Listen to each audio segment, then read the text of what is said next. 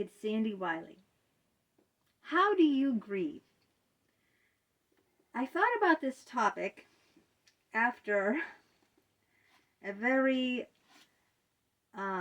crude remark was made by a subscriber onto my channel.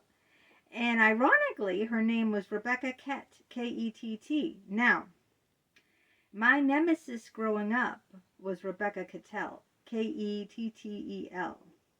Isn't it ironic that this woman's name, this subscriber, is Rebecca K-E-T-T? I think she's a subscriber. She might not be, but anyway, she makes lots of comments that are very derogatory on my channel. And I leave them up because I believe in freedom of speech. And she said that I was playing victim and that I should leave my psychologist who, physically, emotionally, and sexually abused me, let him rest in peace and stop playing the victim. She also made a comment that I didn't write anything about him kidnapping me in the book Emails of an Unethical Psychologist. And I replied back to her, that's because I wrote about the kidnapping in the book Love Outside the Boundaries. And I don't want to repeat the same thing in one book in another book, you see, because then people will say, well, gee, you already said that in this book. So if they already read Love Outside the Boundaries and then they read the same thing again, in Emails of an Unethical Psychologist, they're going to just keep thinking that, I have nothing to say. I'm just repeating the same old thing. And also in the book, Emails of an Unethical Psychologist, that book was predominantly just the emails from Jim. He used to email me every day. That's what it was. I copied and pasted all the emails from Jim. But anyway, it's just a really, way out there, bizarre, surreal coincidence that her name happens to be Rebecca, K-E-T-T, and my mother's best friend's daughter, who she adored and ignored me for, and, was Rebecca Kettel. So that's just like, I don't know if it's the same Rebecca. She didn't say it was, but wouldn't it be really weird if it was? Anyway, let me explain why I do what I'm doing. It's a way to process the grief. Now, everyone processes their grief in different ways, okay? Some people try to put it under the rug and just ignore the grief. I don't think ignoring something ever really makes it go away. Some people might turn to drugs. Initially, I turned to alcohol. Now I'm just drinking a couple of glasses of wine a day. But I was drinking 4 or 5 vodka martinis every day. I'm not doing that anymore. I just turned over to wine, and I'm only having 2 glasses of wine. People deal with grief in all different ways. Some go to therapy to deal with grief. Some, exercise like crazy. Some, put all their time and effort into their work, become workaholics. And but the way I process grief is I write. Okay? I'm a poet. I've been published in 10 of my poems have been traditionally published in magazines, in literary magazines. I also have like 3 dozen books on Amazon, and I'm a prolific writer. I write every single day, and this is my way to process grief. I also process grief by coming on YouTube and sharing my experiences. So other people will be aware of things that they might not know too much about. I didn't know anything about these things when I first went to therapy. I thought I was responsible for the affair. That's not true. Look up all the literature. I don't care where you go. Look up all the literature. The psychologist is 100% responsible, even if the patient initiates the affair. It doesn't matter.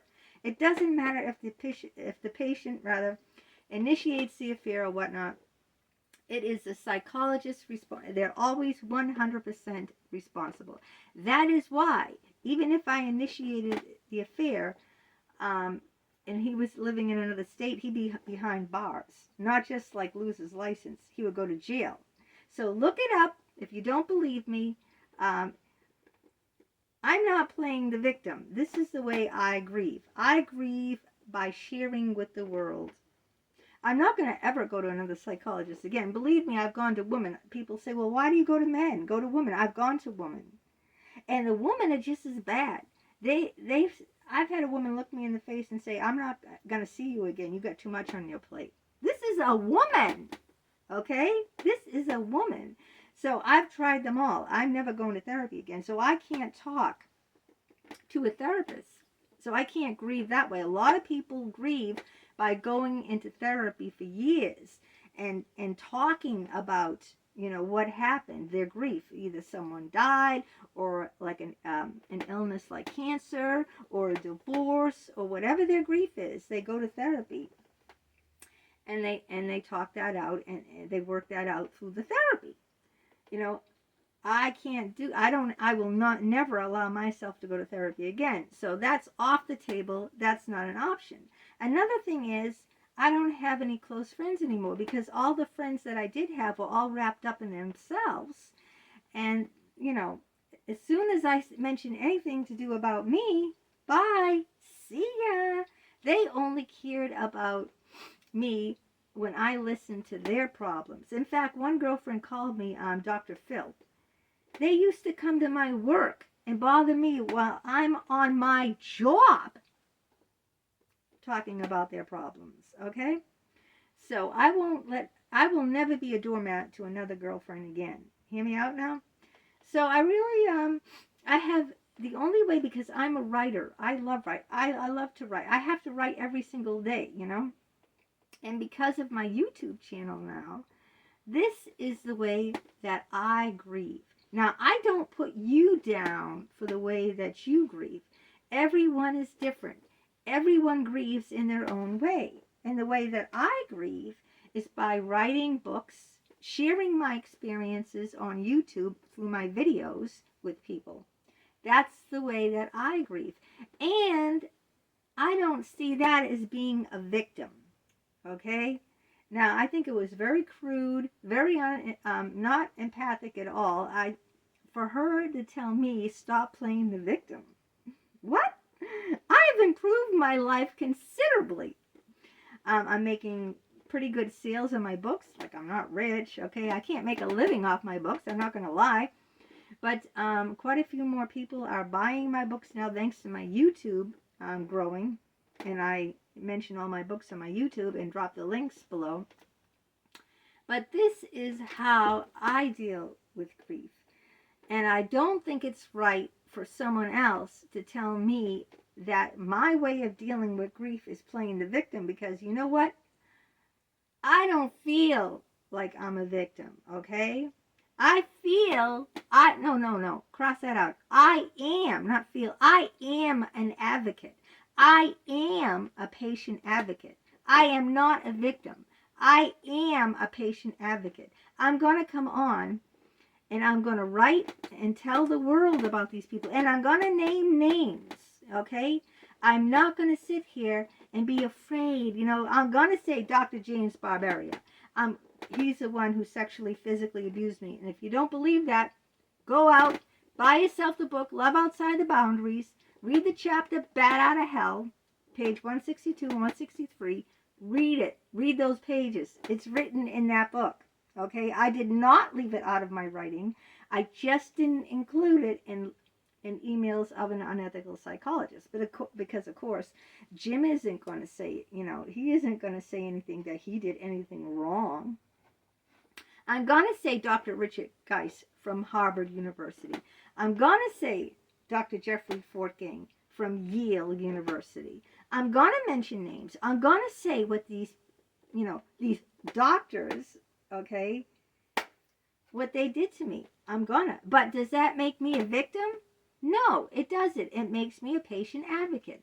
I come on, and this is a way that I feel I'm doing good I'm sharing my story with people, and I think I'm extremely brave, because what other woman is going to come on and say, I had a 2-year affair with my psychologist?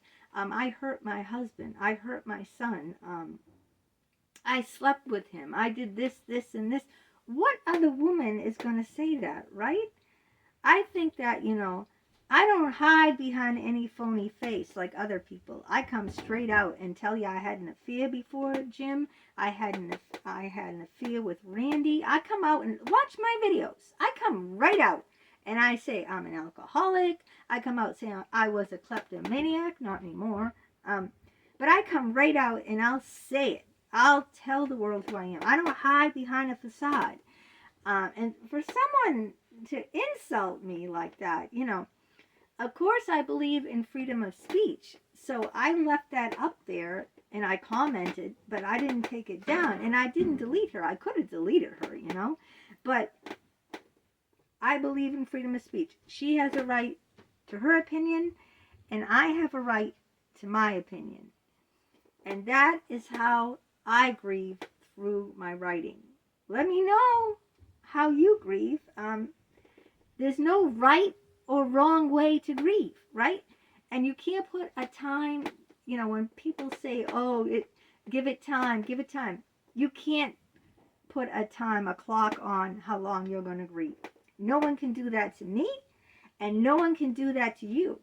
No one. No one can tell you how long you have to grieve. You can grieve your whole life. People who've lost a child say they never got over it. Never. They never, ever got over it the rest of their lives. Who am I to tell people, how to grieve, or how long they should grieve, or in what way they should grieve, or if they're playing the victim because they're grieving? The way that they're grieving is playing the victim. How dare you, Rebecca? How dare you come on my channel and insult me and put me down?